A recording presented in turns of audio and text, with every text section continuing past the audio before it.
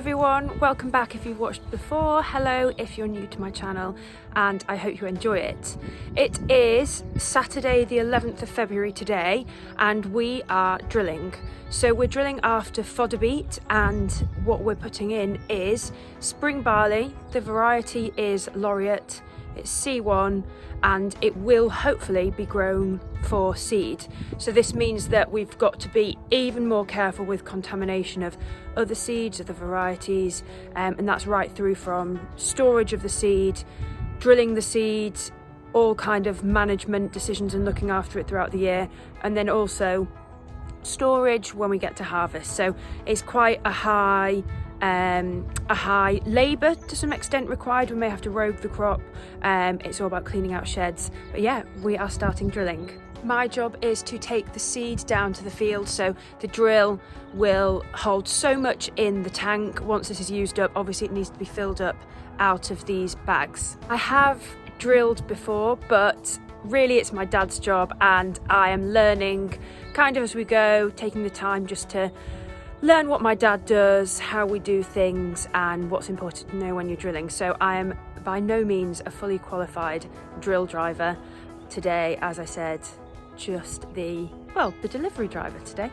As I mentioned, we are drilling following fodder beet. So we have a Missouri strip till drill, which usually we just go straight into the stubble with. However, after fodder beet, we have been over with the combi mix and then a kind of press type machine just to get the seed bed better for the spring barley. And here is my dad in action. So the John Deere 6210R and then the Missouri Pro Till 3T, which as I mentioned is a strip till drill. That means it has, it's moving some soil. It's not direct drilling. There is some soil movement in the front legs. So as you can see, here is the difference between the land which has been drilled and then this land which has been worked only. Albeit we've been extremely lucky with the weather. We haven't had absolutely loads of rain. There's definitely still a fair bit of moisture in here, and some parts of the field do have kind of wet holes, wet patches where we have had water standing.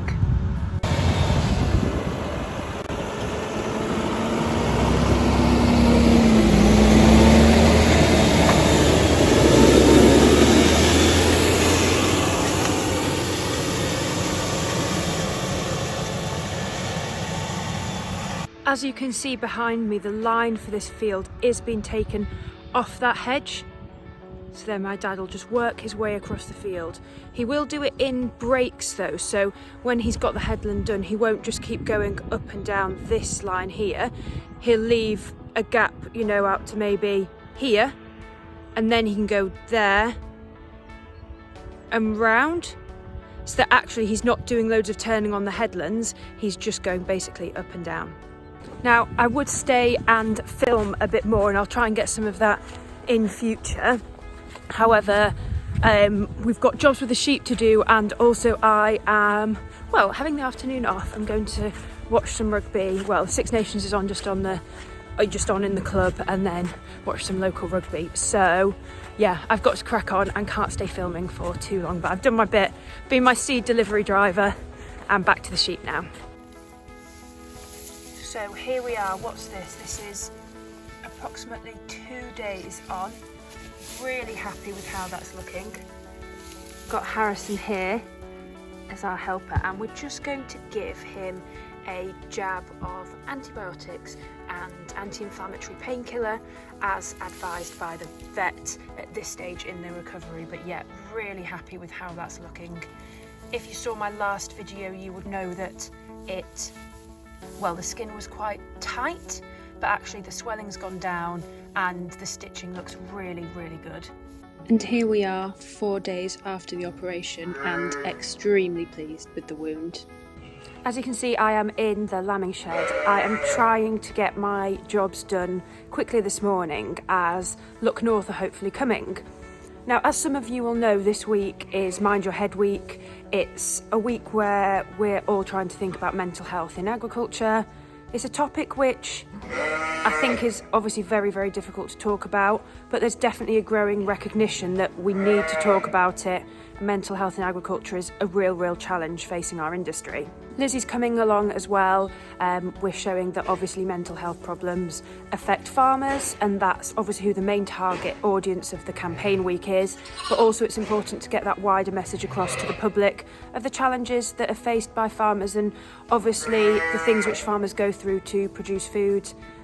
But the other thing is these mental health problems can affect agricultural communities, so it's not just the farmers. You know, they might be, as I said, the target of the campaign, but actually it's people in that wider community who still have to deal with the stresses and strains and who also might be the ear of the farmer as well. So it's a really important thing to note that it's across the board. Unfortunately, this is the weather at the moment, so we might not get those kind of big rolling shots of the countryside.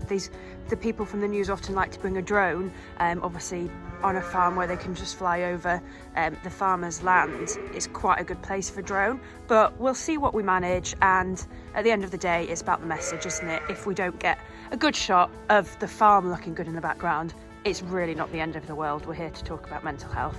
With it being so foggy, I don't want to put the ewes and lambs outside yet. It's just a little bit cold and damp. So what I'm going to do instead is give them some fodder beet. It'll keep them occupied and hopefully keep them quiet until the fog lifts. If you've watched some of my other videos, you'll know that we grow our fodder beet. So some of it goes off to a stock feed merchant, but we keep some back for the sheep. I had a really interesting conversation with someone on Instagram actually about feeding fodder beet and whether this decreases your need for hard feed after lambing. It's an interesting point. We're lucky to have really quite a young flock of sheep, and so we don't probably need to give them as much hard feed as other flocks which might be a bit older, or maybe they don't have as good haylage or whatever. So yeah, we still feed the fodder beet after lambing, but they don't get anything before, so I wouldn't say it's not reducing our feed requirement before lambing because they weren't getting any anyway. Well, the ones in individual pens are very happy with their fodder beet. These ones, not so much because I haven't given them their nuts, so these ones are still a bit noisy, but they're finding them a bit now and they're happy. This shed needs bedding up today, so it'll be all nice and fresh when they come back in this evening, but obviously we can't bed it up whilst they're still in here because it's just a nightmare to roll out a bale. Hello, little friendly one. The ewes are very keen to have their haylage. In fact, they're acting as though they've never been fed before.